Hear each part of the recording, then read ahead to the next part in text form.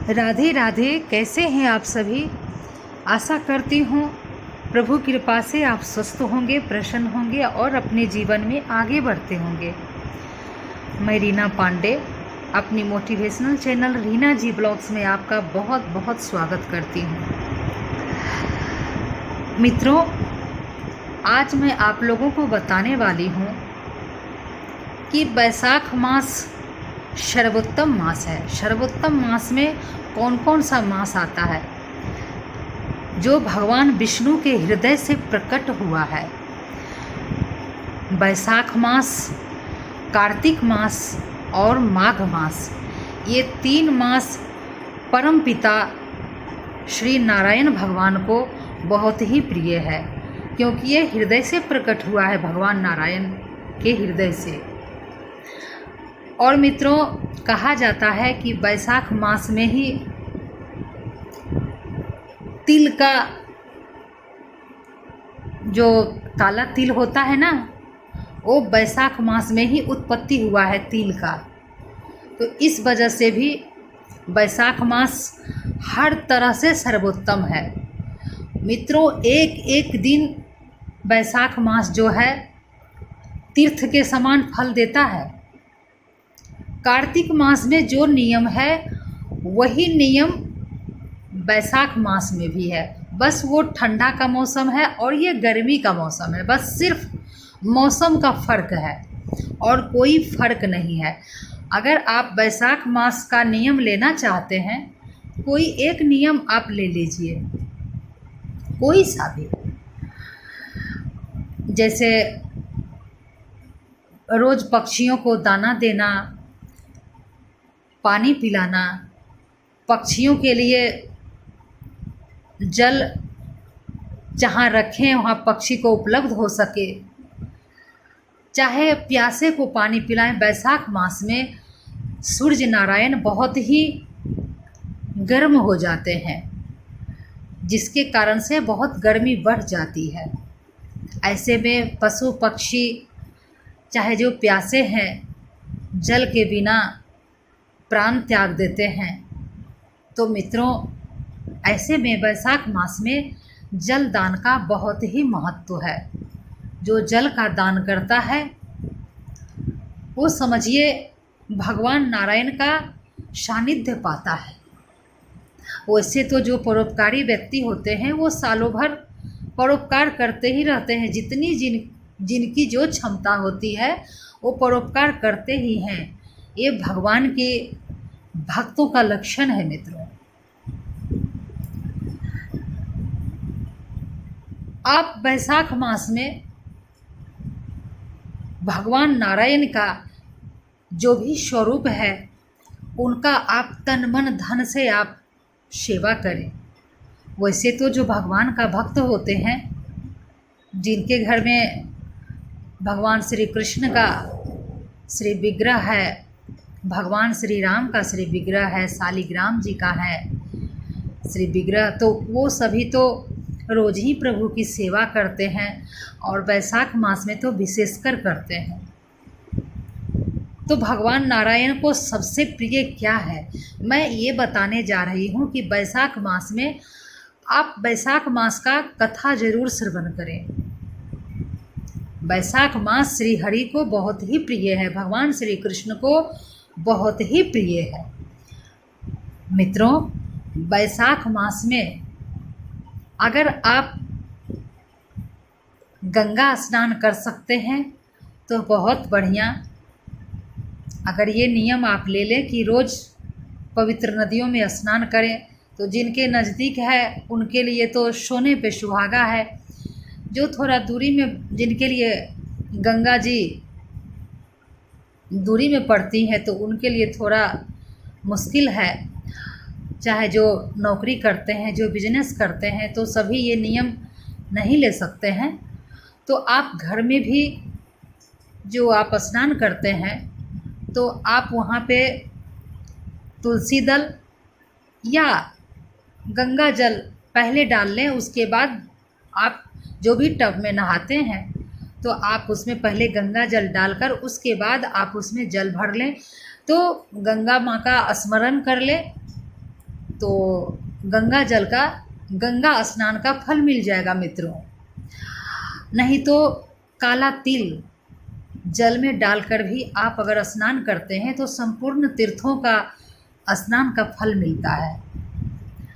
और बैसाख मास में ही तिल की उत्पत्ति हुई है मित्रों। और सबसे बड़ी बात है कि हमारे जो बांके बिहारी जी हैं, उनका पूरे साल में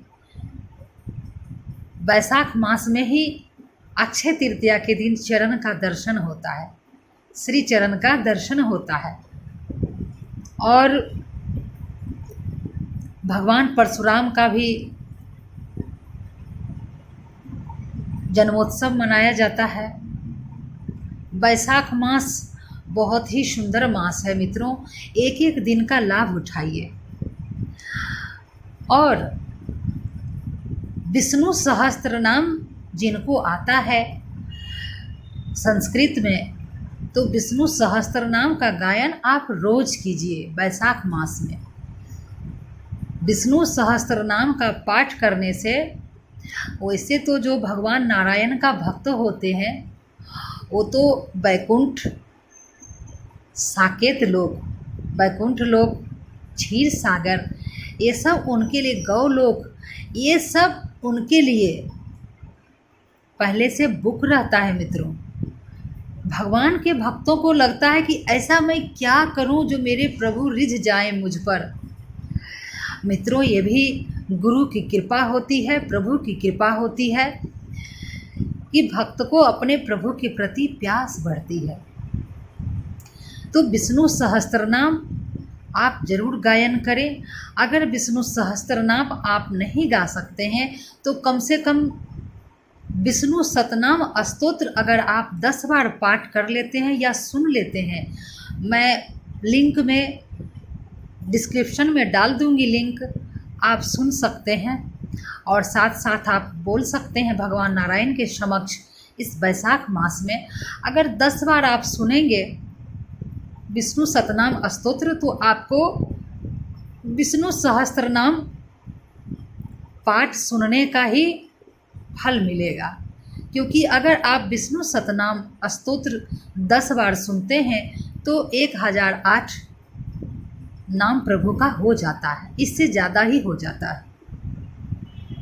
तो मित्रों, आप विष्णु सतनाम का स्तोत्र, और अगर ये भी ना हो सके तो मैं जो बताने जा रही हूँ ये आप प्रतिदिन प्रभु को सुनाएं। इस बैसाख मास में पूजा का समय सुबह में सोकर उठें, ये ज़रूर आप 2 श्लोक गाएं, चाहे दोपहर में और शाम में करें। तीनों समय अगर आप ये 2 श्लोक प्रभु का अगर आप गायन करते हैं तो आपको विष्णु सतनाम सहस्त्र नाम का ही फल मिलेगा। बहुत ही आसान मंत्र है, वो मैं आप लोगों को बताने जा रही हूँ। वो ये है, राम रामेति रामेति रमे रामे मनोरमे सहस्रनाम तातुल्यम राम नाम वरानने। मित्रों, एक बार फिर से सुन लीजिए, राम रामेति रामेति रमे रामे मनोरमे सहस्रनाम तातुल्यम राम नाम वरानने। अगर ये 2 श्लोक आप रोज इस बैसाख मास में प्रभु को तीनों समय सुनाते हैं तो मित्रों आपको विष्णु सहस्त्रनाम स्तोत्र का ही फल मिलेगा। मुझे लगा कि मैं अपने मित्रों को इस बैसाख मास में कैसे सरल छोटे छोटे उपायों से अपना भला कर सकें, अपना उपकार कर सकें मित्रों, इसलिए मैं आप लोगों को बताई। और जितना आप दान कर सके, जितना आप सक्षम है मित्रों, सबसे बड़ा दान है अन्य दान, और सबसे महादान है प्रभु का नाम दान। यानी आप भगवान का जितना नाम दान कर सकते हैं, जितना आप शेयर कर सकते हैं लोगों में, इससे बड़ा कोई दान नहीं है मित्रों, कोई दान नहीं है। भगवान का नाम से बढ़कर कोई दान नहीं है। मित्रों, आप भगवान का भक्त हैं तो आपके अंदर प्रभु दया जरूर देते हैं, आपके अंदर भावनाएं जरूर देते हैं हर जीवों के प्रति, क्योंकि वही तो है सभी में तो प्रभु ही है। इसलिए सभी जीवों पर दया करते हुए जल दान कीजिए, अन्न दान कीजिए, प्रभु का नाम दान कीजिए और जितना हो सके प्रभु का नाम भजन कीजिए। इस वैशाख मास का मित्रों एक एक दिन का लाभ उठाइए, क्योंकि जीवन किस दिन अंत हो जाए वो कोई कह नहीं सकता है। अगला साल देखें या ना देखें, अगला साल का वैशाख हमारे जीवन में आएगा कि नहीं आएगा कोई ठीक नहीं है, हम लोग नहीं जानते हैं। इसलिए भगवान का भक्त एक एक क्षण का लाभ उठाता है मित्रों, तो आप लाभ उठाइए। और मित्रों, वीडियो को शुरू से अंत तक वॉच कीजिए, सब्सक्राइब कर लीजिए मित्रों। मेरा ये डिवोशनल चैनल है, आप प्लीज़ सब्सक्राइब कर लीजिए, मुझे प्रोत्साहन दीजिए मित्रों कि मैं प्रभु के भक्तों में नाम प्रभु का शेयर कर सकूं। ऐसी कृपा प्रभु की बने और आप सभी भक्त, मेरे प्रभु का जो भी भक्त है वो सभी परिवार है, हमारा परिवार है। प्रभु का जितना भक्त है और जो भी सभी मुझसे जुड़ेंगे वो सभी परिवार हैं हम लोग। इसलिए मित्रों, सब्सक्राइब कीजिए, लाइक कीजिए, कमेंट बॉक्स में भगवान का नाम जरूर बोलिए। तो मिलती हूँ फिर आपसे अगली वीडियो में नई जानकारी के साथ। तब तक मित्रों, आप सभी के हृदय में बसने वाले मेरे परम पिता को प्रणाम और आप सभी को राधे राधे।